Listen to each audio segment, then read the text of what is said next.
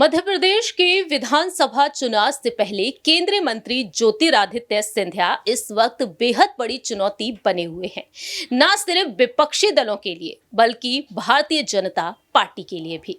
ऐसा हम इसलिए कह रहे हैं क्योंकि ज्योतिरादित्य सिंधिया को लेकर लंबे वक्त से यही दावे किए जा रहे हैं कि आज भी बीजेपी के तमाम दिग्गज और पुराने नेता सिंधिया और उनके समर्थकों को स्वीकार नहीं कर पा रहे हैं।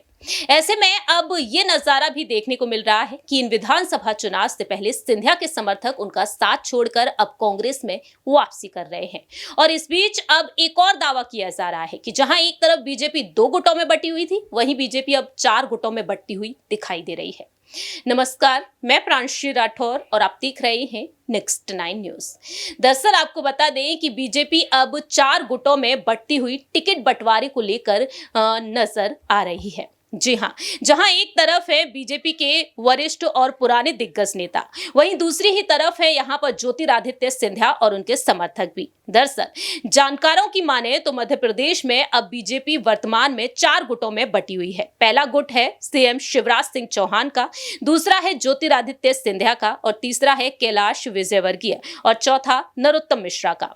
इनमें से शिवराज और सिंधिया का गुट काफी असरदार माना जा रहा है। जानकारों की माने तो सिंधिया अपने समर्थकों को टिकट दिलाने में जुटे हुए हैं। वह कम से कम 50 सीटों पर अपने समर्थक उतारना चाहते हैं, लेकिन बाकी गुटों को ये रास नहीं आ रहा है।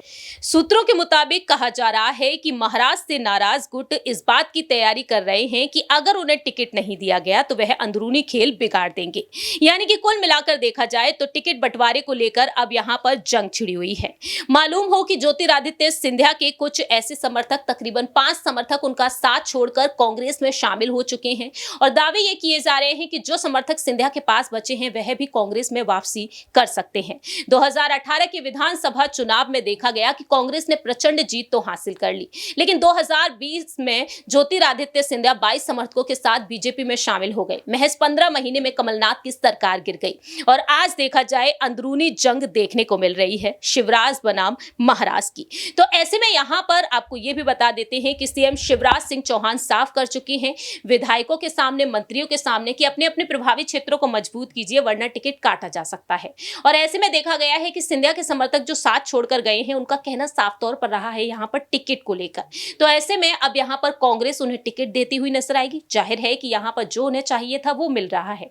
ऐसे में अब देखा जाए यहां पर सिंधिया अपने गुट को कैसे मजबूत बनाकर रखेंगे। शिवराज सिंह चौहान अपने कैबिनेट के मंत्रियों को चुनौती दे चुके हैं। गुजरात फॉर्मूले की तर्ज पर बीजेपी यहां पर चुनाव लड़ेगी। देखना दिलचस्प होगा कि बीजेपी यहां पर किस तरह से पूरे बीजेपी खेमे को एकजुट करके रखती है, क्योंकि गृह मंत्री अमित शाह के कंधों पर इन चुनाव की जिम्मेदारी है। वहीं राष्ट्रीय अध्यक्ष जेपी नड्डा भी बैठ के कर रहे हैं और पीएम मोदी भी यहां का दौरा करते हुए देखे जा रहे हैं। तो पार्टी हाईकमान यहां पर एकजुटता का संदेश देना चाहता है और नाराज नेताओं को मनाने की कोशिश में भी जुटे हुए हैं। तो विधानसभा चुनाव को मद्देनजर रखते हुए प्रत्याशी की पहली लिस्ट जारी की गई, जिसमें सिंधिया के कुछ समर्थकों को भी टिकट मिला। लेकिन अब देखना होगा कि दूसरी तीसरी लिस्ट जब सामने आती है तो आखिरकार यहां पर किसे मौका दिया जाएगा। इस खास रिपोर्ट में इतना ही। बाकी की तमाम अपडेट्स के लिए देखते रहिए नेक्स्ट 9 न्यूज।